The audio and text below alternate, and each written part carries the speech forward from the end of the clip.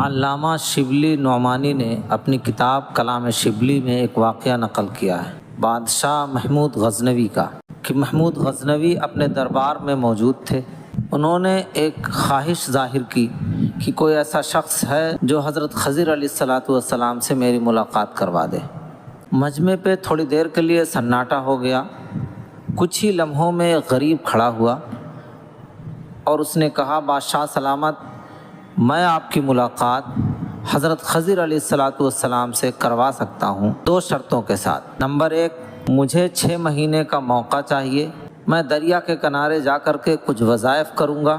دوسری شرط یہ ہے کہ چونکہ میں غریب اور فرسودہ حال شخص ہوں، اس لیے میرے گھر کا خرچ آپ کے ذمہ ہوگا۔ بادشاہ سلامت کو دونوں شرطیں منظور ہو گئیں، چنانچہ وہ غریب شخص دریا کے کنارے چلا گیا اور اس کے گھر کا خرچ بادشاہ سلامت کے ذمہ ہو گیا۔ 6 مہینہ گزر جانے کے بعد بادشاہ نے اس کو دربار میں یاد کیا اور اس سے پوچھا کہ میرے کام کا کیا ہوا؟ اس غریب شخص نے جواب دیا کہ بادشاہ حضور، مجھے مزید 6 مہینے درکار ہیں، کچھ وظائف پورے نہیں ہو پائے ہیں۔ چنانچہ اس کو گرانٹ کر دیے گئے اور وہ دوبارہ دریا کے کنارے چلا گیا۔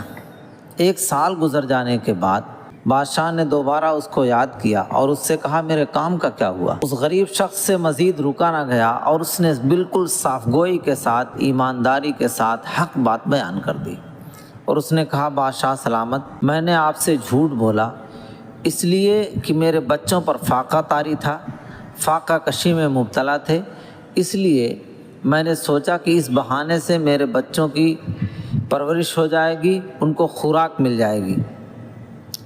بادشاہ کو غصہ آیا اور اس نے ایک وزیر کو کھڑا کیا اور اس سے کہا کہ اس شخص کی سزا کیا ہو سکتی ہے؟ اس وزیر نے کہا کہ اس کی گردن کاٹ دی جائے، اس نے بادشاہ سلامت سے جھوٹ بولا ہے۔ چنانچہ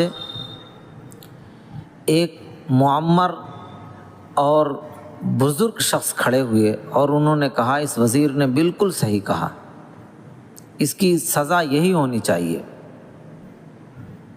پھر بادشاہ نے دوسرے وزیر سے کہا، تم بتاؤ کہ اس کی سزا کیا ہونی چاہیے؟ دوسرا وزیر کھڑا ہوا، اس نے کہا، اس کی سزا یہ ہونی چاہیے کہ اس کو کتوں کے سامنے ڈال دینا چاہیے کہ وہ اس کو نوچ نوچ کر کے کھائیں، اور جب وہ تاکہ یہ تڑپے اور جب وہ نہ کھا سکیں تب اس کے ٹکڑے ٹکڑے کیے جائیں۔ پھر وہ بزرگ شخص کھڑے ہوئے اور انہوں نے کہا کہ بالکل اس وزیر نے بھی بالکل صحیح فرمایا، اس کی سزا یہی ہونی چاہیے، اس نے بادشاہ سلامت سے جھوٹ بولا ہے۔ پھر بادشاہ نے آخر میں اپنے غلام ایاز سے کہا، ایاز تم بتاؤ اس کی سزا کیا ہونی چاہیے؟ ایاز کھڑے ہوئے اور انہوں نے کہا کہ بادشاہ سلامت، میں عرض کر رہا ہوں کہ آپ کے خزانے سے اس کے بچوں کی پرورش ہوئی 1 سال تک، لیکن آپ کے خزانے میں کوئی کمی نہیں آئی، اس لیے اس شخص کو معاف کر دینا چاہیے کہ یہ غریب ہے، اپنے بچوں کا پیٹ محنت کر کے پالے گا اور ان کی پرورش کرے گا۔ وہ بزرگ شخص تیسری بار کھڑے ہوئے اور انہوں نے کہا، بالکل اس کی سزا، اس کو معاف کر دینا چاہیے اور اس کو اس کے ساتھ یہی کرنا چاہیے جو ایاز نے کہا۔ چنانچہ بادشاہ سلامت کو سمجھ میں بات نہیں آئی کہ یہ بزرگ شخص تینوں باتوں پر تائید کر رہے ہیں، تصدیق کر رہے ہیں کہ یہی ہونا چاہیے، آخر کیا وجہ ہے؟ لہٰذا انہی سے پوچھا جائے۔ ان سے کہا گیا کہ آپ بتائیے، آپ تینوں باتوں پر تصدیق کرتے رہے، آخر کیا وجہ ہے؟ وہ کھڑے ہوئے اور انہوں نے کہا، پہلا وزیر جنہوں نے کہا کہ اس کو کاٹ دیا جائے وہ خاندانی طور پر قصائی ہے اور اپنے پیشے کا مظاہرہ کیا اس نے، اور اس غریب کی سزا کے طور پر اس کی گردن کاٹ دینے کے لیے کہا، تو اس کی غلطی نہیں ہے بلکہ آپ کی غلطی ہے کہ آپ نے بغیر خاندانی تحقیق کے ایک شخص کو وزیر بنایا۔ پھر پوچھا گیا، دوسرے کے لیے آپ نے کیوں تصدیق کی؟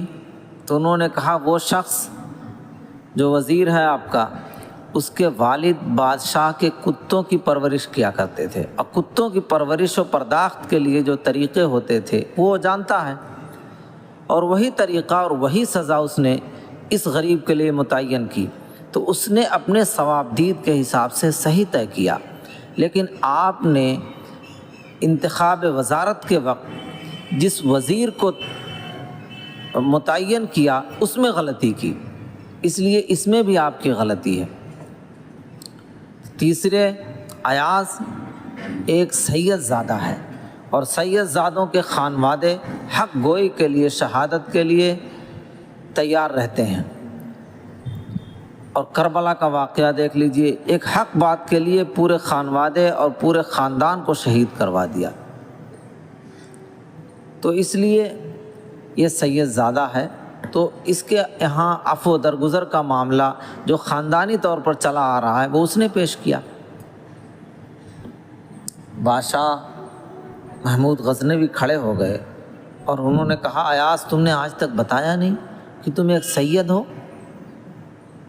اب ایاز کو اچنبھا سا لگا اور انہوں نے کہا کہ دیکھیے جب یہ راز فاش ہی ہو گیا ہے تو میں بھی آج ایک راز فاش کرتا ہوں کہ یہ بزرگ جو آپ کے سامنے ہر ایک کی تصدیق کرتے رہے اور ہر ایک کی خاندانی نجابت و شرافت کو بیان کیا اور خاندانی بنیادوں کو واضح کیا، یہ کوئی اور نہیں، یہی حضرت خضر علیہ الصلوۃ والسلام ہے۔